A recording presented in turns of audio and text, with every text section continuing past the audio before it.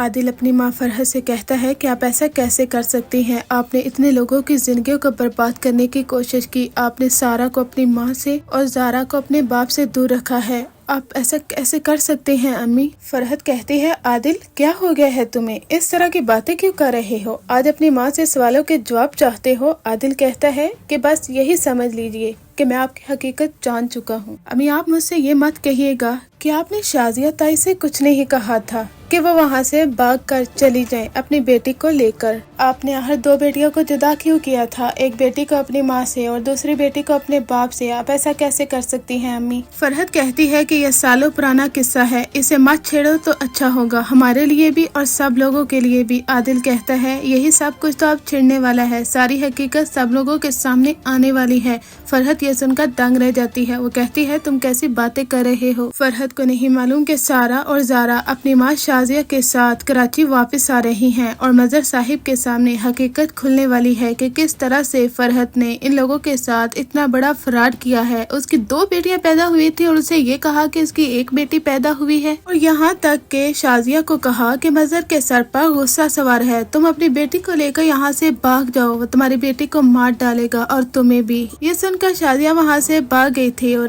آج اس حقیقت سے پردہ اٹھنے والا ہے، فرحت کے پسینے چھوٹنے والے ہیں۔ یہاں پر دروازہ کھٹکے گا، شازیہ کے ساتھ سارا اور زارا اندر آتی ہیں، یہ دیکھ کر فرحت کے پاؤں تلے زمین نکل جاتی ہے۔ وہاں پر مظہر صاحب بھی آ جاتے ہیں، مظہر صاحب کے تو ہوش اڑ جاتے ہیں جب اپنی بیوی کو اپنے سامنے زندہ دیکھتے ہیں اور اس کے ساتھ اپنی جڑوا بیٹی کو بھی۔ وہ تو سکتے میں چلے جاتے ہیں، جب انہیں ہوش میں آتا ہے وہ کہتے ہیں کہ تم میرے ساتھ اتنی بڑی حرکت کیسے کر سکتی ہو؟ تم زندہ تھی اتنے سالوں تک، مجھ سے یہ حقیقت کیوں چھپا کر رکھی کہ تم زندہ ہو اور میری بیٹی بھی زندہ ہے؟ شازیہ کہتی ہے میں ان سارے سوالوں کے جواب جاننے کے لیے آئی ہوں، اور تم نے میرے ساتھ یہ سب کچھ کیوں کیا ہے؟ تمہاری بہن نے اور تم نے مل کر میری بیٹی کو مجھ سے کیوں چھینا؟ مجھے کیوں بتایا گیا کہ میری صرف اور صرف ایک بیٹی پیدا ہوئی ہے اور دوسری بیٹی کو تم لوگوں نے رکھ لیا؟ مجھے یہ کیوں کہا گیا کہ تمہارے سر پر غصہ سوار ہے، تم مجھے اور میری بیٹی کو مار ڈالو گے اور میں وہاں سے بھاگ جاؤں؟ مظہر کہتا ہے